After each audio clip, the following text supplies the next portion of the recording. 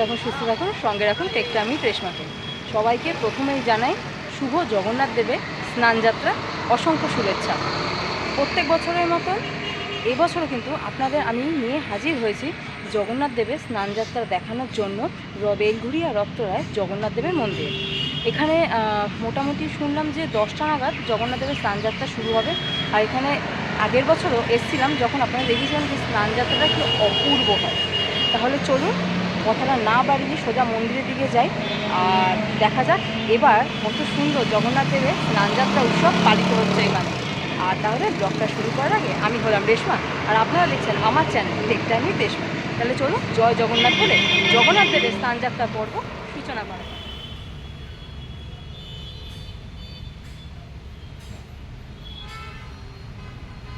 আছি রথতলা মন্দিরে, জগন্নাথ মন্দিরের একদম ভেতরে।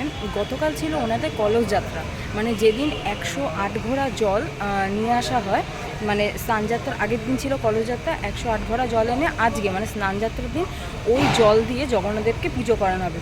তো জগন্নাথ দেবের যে মন্দিরে জগন্নাথ, তাকে নিয়ে তো তখন বেরোনো যায় না, জগন্নাথ দেবেরই মানে রেপ্লিকা না, জগন্নাথ দেবের আরও খুব সুন্দর মূর্তি নিয়ে পুরো প্রসেশন করে যাওয়া হয় এই 108 ঘোড়া জল আনার জন্য, আর ওটাকেই বলা হয় কলস যাত্রা।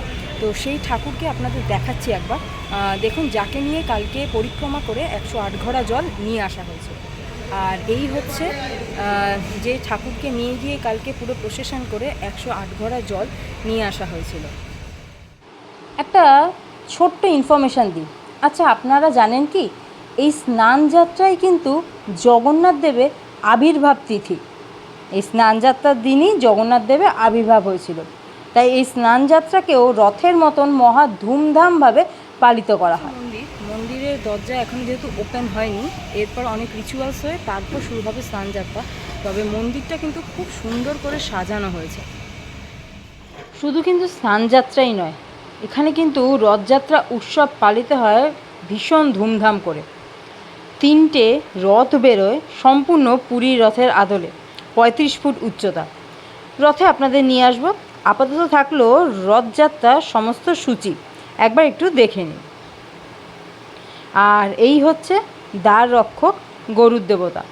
আপনাদের প্রত্যেকবারই ওনার সাথে একবার দেখা করায়, তো এবারও কেন বাদ যাবে, এবারও আপনাদের সাথে একবার দেখা করিয়ে দিলাম। আর এই হচ্ছে নিতাই গৌরের মূর্তি, দেখুন কি সুন্দর লাগছে দেখতে। শেষমেশ মন্দিরের দরজা খুলল আর শুরু হলো দরজা খোলার পর যে ঠাকুরের আরতিটা হয় সেই আরতি। এরপর আছে বাকি সমস্ত রিচুয়ালসগুলো, যে রিচুয়ালসগুলোকে কমপ্লিট করে ঠাকুরকে নিয়ে যাওয়া হবে স্নান বেদিতে। আর সেখানেই শুরু হবে জগন্নাথ মহাপ্রভুর স্নান যাত্রা, যেটার জন্য আমরা অধীর আগ্রহে সবাই অপেক্ষা করে আছি। আপনাদের স্নানের যে বেদিটা বা মঞ্চটা সেটাই তো দেখালাম না। এটা হচ্ছে সেই স্নান বেদি। এটা আগে পার্মানেন্ট ছিল না, অস্থায়ী ছিল, মানে খুব সুন্দর প্যান্ডেল করে এখানেই ঠাকুরকে স্নান করানো হতো। কিন্তু এই বছর দেখলাম এখানে সম্পূর্ণ স্থায়ী খুব সুন্দর স্নান বেদি করা হয়েছে, যেখানে জগন্নাথ, বলভদ্র, সুভদ্রা দেবীকে এনে স্নান করানো হবে।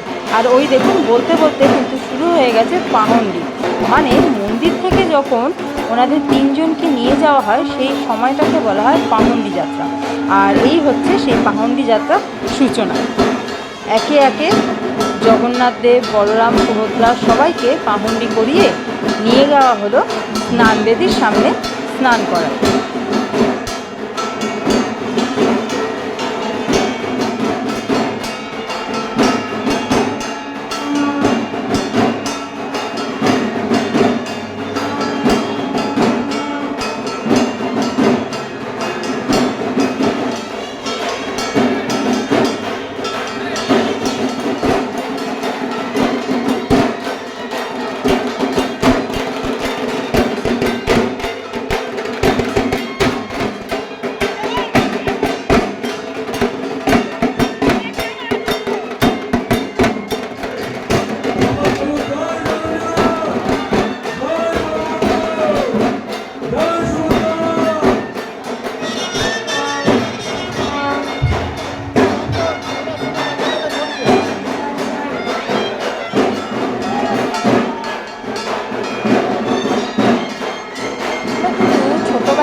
সবাই এই রথযাত্রার প্রতি একটা বিশেষ আকর্ষণ আছে, আমারও ছিল। টিভিতে যখন দেখতাম কী সুন্দর পুরীর জগন্নাথ দেবকে যখন রথে নিয়ে যাওয়া হতো তখন খুব সুন্দর দুলিয়ে দুলিয়ে নিয়ে যাওয়া হতো। ব্যাপারটা দেখতে আমার কিন্তু খুব ভালো লাগে। কিন্তু কেন এটা বা এটার অর্থটা কি যে পাহন্ডি, এই পাহন্ডি ওয়ার্ডটার সাথে কিন্তু আমি পরিচিত হয়েছিলাম গত বছর যখন স্নান যাত্রার সময় এসেছিলাম। আচ্ছা, ব্লগের শুরুতেই আপনাদের জন্য রইল দুটো কোশ্চেন। আচ্ছা বলুন তো, জগন্নাথ দেবের যে পাহন্ডি যাত্রা এটা কবার হয়, আর এই পুরো ব্লগে জগন্নাথ দেবের ঠিক কতবার আরতি হয়েছে? দেখি তো কজনে বলতে পারেন এই কোশ্চেন দুটোর অ্যান্সার। আর একবার বলে দিচ্ছি, কতবার জগন্নাথ দেবের পাহন্ডি হয়, আর হচ্ছে স্নানযাত্রার দিন মানে আজকে জগন্নাথ দেবের কতবার আরতি করা হয়। তাহলে চলুন বাকি পর্বটা দেখে নেওয়া যাক। আর এই যে দেখেছেন মদন মোহন মন্দিরেই আছে খুব সুন্দর মূর্তি, ওনাকেও যখন ওনাকেও কিন্তু স্নান করানো হয়, সেটা তো বলতে ভুলেই গেছি। তো ওনাকেও স্নান বেদিতে নিয়ে যাওয়ার আগে এত সুন্দর করে নাচানো হচ্ছে কাঁধে করে।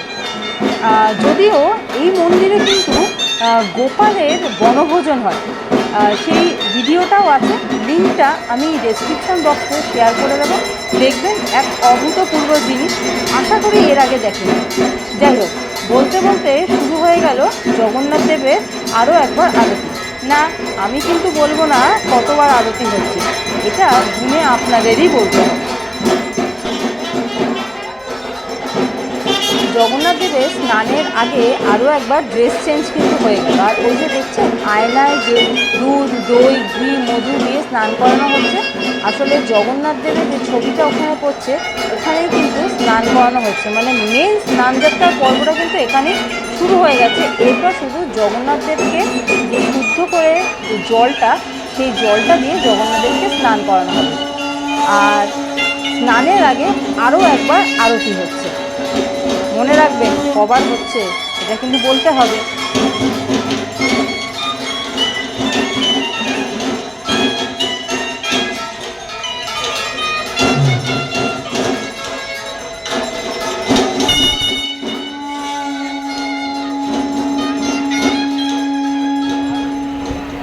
মন্দিরে ঢোকার পর থেকে এই কলসগুলোকে দেখার খুব ইচ্ছা ছিল, তখন ভেবেছিলাম ছবিটা তুলে রাখবো, কিন্তু এই কলসগুলো সব ঢাকা দেওয়া ছিল, তাই তখন আর দেখা সম্ভব হয়নি। এখন যেহেতু একদম সেই আসল সময়, এটাকে বলা যায় স্নানে সেই সন্ধিক্ষণ, মহাসন্ধিক্ষণ, যখন জগন্নাথ দেবের স্নানের সূচনা হবে তখন এই কলসিগুলোকে সামনে নিয়ে আসা হয়েছে। আর একদম জগন্নাথ দেবের স্নানের আগের ড্রেস, মানে টোটালি জগন্নাথ দেবের কিন্তু 3বার ড্রেস চেঞ্জ হলো।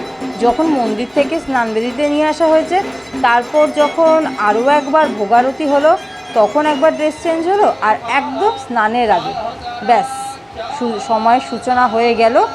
একটা দারুণ মুহূর্তের সাক্ষী হলাম আমি, আর সাক্ষী করলাম আমার ভিডিওর মাধ্যমে আপনাদেরকে। আপনারা দেখুন এই এত সুন্দর মুহূর্তটাকে আর উপভোগ করুন। আর যে যেখানেই থেকেই দেখছেন সেখান থেকে একবার বলে দিন না জোরে দুহাত তুলে, জয় জগন্নাথ।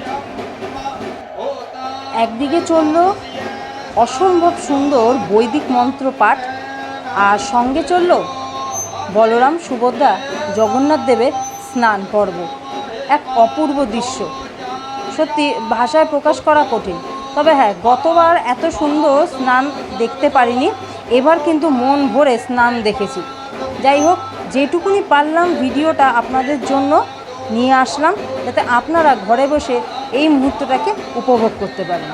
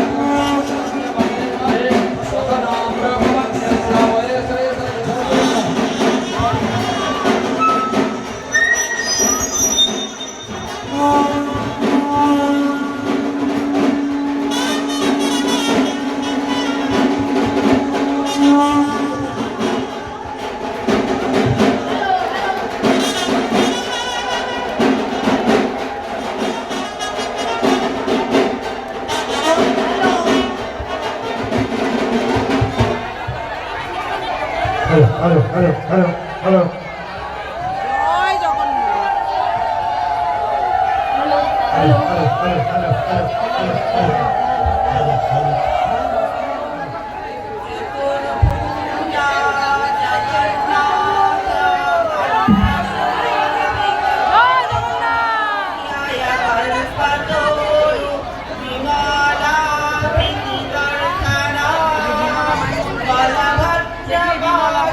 এই সবে জাস্ট শেষ হলো জগন্নাথ দেবের স্নান যাত্রা। তো আজকে ব্লগটাকে এখানেই শেষ করছি। দুর্দান্ত এক্সপিরিয়েন্স, মিনিমাম এবার খুব ভালোভাবে ঠাকুরের স্নানটা দেখতে পেয়েছিলাম, যেটা গতবার দেখতে পারিনি। আর আপনাদের জন্য তো ভিডিওটা রইলো, ভিডিওটা কেমন লাগলো সেটা কিন্তু অবশ্যই জানাবেন। আর ভালো লাগলে লাইক, শেয়ার, কমেন্টস, আর হ্যাঁ, চ্যানেলটাকে সাবস্ক্রাইব করতে ভুলবেন না। তাহলে জগন্নাথ দেবের তো এবার জ্বর আসলো বলে দেখা হচ্ছে আবার সেই রথে চড়ে জগন্নাথ দেবে যাবে মাসির বাড়ি ঘুরতে। তাহলে ততক্ষণের জন্য ভালো থাকুন, সুস্থ থাকুন, সঙ্গে রাখুন টেক টাইম উইথ রেশমাকে। হাজির হচ্ছি আবারও নতুন ব্লগ নিয়ে জগন্নাথ দেবের রথযাত্রা। তাহলে আজের ব্লগটাকে এখানেই শেষ করছি।